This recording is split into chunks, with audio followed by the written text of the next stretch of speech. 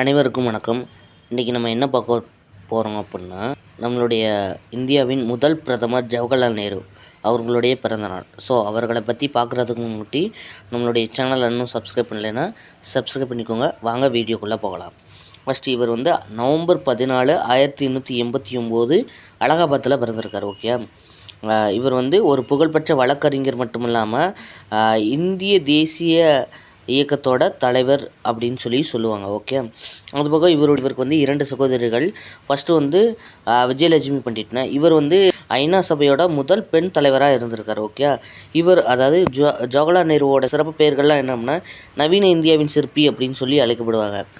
அதுபோக சச்சா நேரு அப்படின்னு சொல்லியும் அழைக்கப்பட்டிருப்பாங்க. ஓகே, அதுபோக 1956ஆம் ஆண்டு மே மாதம் 2வது ஐந்தாண்டு திட்டத்தின் கருப்பொருள் மீதான விவாதத்தை பார்லிமெண்டத்தில் துவக்கி வச்சுருக்காரு. ஓகே, அதுபோக நேரு பிரதமராக பணியாற்றிய காலத்தில் தான் பல ஐஐடி மற்றும் ஆராய்ச்சி நிறுவனங்கள் தொடங்கப்பட்டது அப்படின்னு சொல்லி குறிப்பிட்டிருப்பாங்க. ஓகே, இவர் எப்போ ஃபஸ்ட்டு ஐஎன்சியோட தலைவராக தேர்ந்தெடுக்கப்பட்டார் அப்படின்னா 1929 ஐஎன்சியில் லாகூரோட மாநாட்டில் தான் இவர் தலைவராக தேர்ந்தெடுக்கப்பட்டிருக்கார். ஓகே, அதே இதில் தான் லாகூரில் தான் நள்ளிரவில் ராவி நதிக்கரையில் இந்தியாவின் மூவர்ண கொடியை ஏற்றி வச்ச இவர் தான் அப்படின்னு சொல்லுவாங்கண்ணா. அதுபோக 1929 to 31 அந்த இடைப்பட்ட காலத்தில் பொருளாதார கொள்கை அப்படிங்கிற ஒரு தீர்மானத்தை கொண்டு வந்தவர் இவர் தானே. 1931ஆம் ஆண்டு சர்தார் வல்லபாய் படேல் தலைமையில் நடைபெற்ற கராச்சி மாநாட்டில் காங்கிரஸ் கட்சியில் தீர்மானம் நிறைவேற்றப்பட்டது.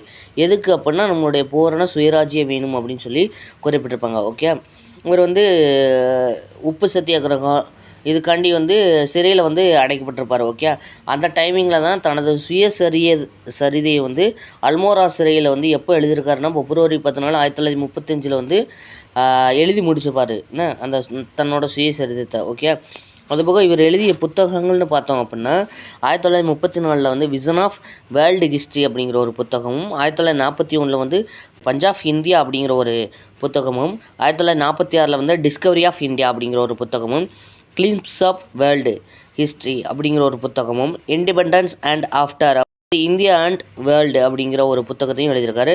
அதுபோல் இவருடைய சுயசரிதை ஆட்டோபயோகிராஃபி என்ன அப்படின்னா டுவர்ட்ஸ் ஃப்ரீடம் அப்படின்னு சொல்லி 1936 நான் சொன்னோம்னா அந்த இதில் வெளியிட்டிருப்பாங்கண்ணா. அதுபோக இவருடைய பத்திரிகைன்னு பார்த்தோம்னா நேஷ்னல் ஹெரால்டு அப்படின்னு சொல்லுவாங்கண்ணா. பார்த்தோம்னா 1964 மே 27 அன்று மாரடைப்பால் தான் இறந்துருப்பாங்க. ஓகே, ஸோ நம்ம இன்றைக்கி ஜவஹர்லால் நேருவை பற்றி ஒரு முக்கியமான நோட்ஸ் எல்லாம் பார்த்துருக்கோம். ஸோ மேலும் இது போன்ற வேல்யூபிளான இன்ஃபர்மேஷனுக்கு என்னோட சேனலை ஃபாலோ பண்ணி வச்சுக்கோங்க. தேங்க்யூ ஃபார் வாட்சிங்.